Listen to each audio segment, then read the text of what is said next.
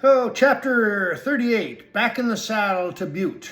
This is from the book, The First Book of Christ for Atheists, available free on YouTube, Facebook, Spotify, Instagram, or you can buy it for $20 from Amazon.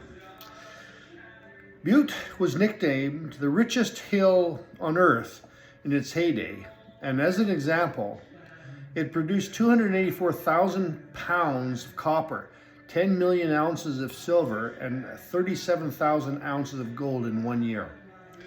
With the production came danger. Butte became a hotbed of unions to protect the workers.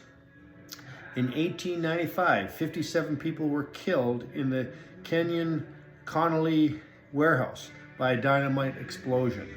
In 1917, 168 miners died underground, 2,000 feet below, due to a fire in the Granite Mountain shaft.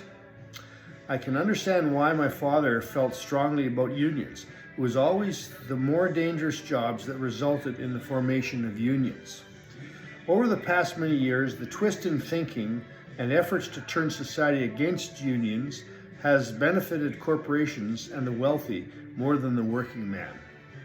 As I left Butte, I felt an eerie, haunting feeling as abandoned houses stood as grave markers to a mining town that died. While there is still a lot of activity in the town, it is nothing like it was when those abandoned houses were filled with laughter from children playing and parents working hard to provide for their families. I will go back to Butte to capture what I've missed because it has an unexplained beckoning that makes me want to return. Riding to West Glacier, there was a 3-day delay due to an intentional man-made forest fire which was burning all around the road to the sun.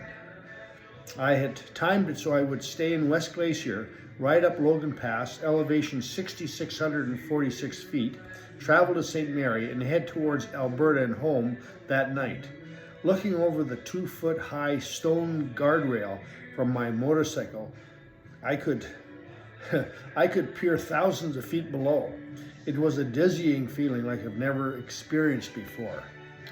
I was stopped on the road by a road crew member who told me how he was the last person off the mountain when the fire had closed the road.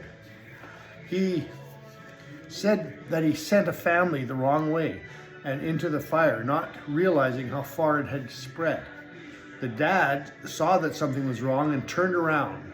The roadman followed them out of the pass and no one was killed.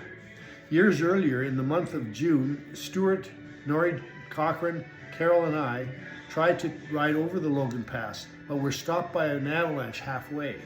Sudden snowstorms can close the road, even in July, due to the high elevation. My journey being over, I arrived in St. Albert and home seemed like heaven. Riding can be exciting, and it gives you time to reflect as you travel down the road. When you return to a nice home and a family, it provides you with a great appreciation for what you have, and I learned a valuable lesson. I would never take another motorcycle trip until next time. Note, since this trip, I took a trip to Kelowna to see number one son and family, where I almost froze to death on the way, and a trip to Cutworth, Saskatchewan to see a friend, Phil Wake, when I almost drowned riding in the pouring rain. I sold my bike in the spring of 2018, never more to be tempted by the lure of the open road and the freedom of the fresh, exhilarating adventure.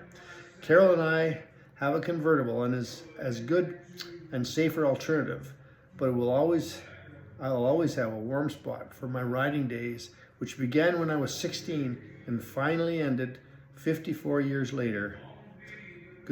Goodbye yesterday, hello tomorrow.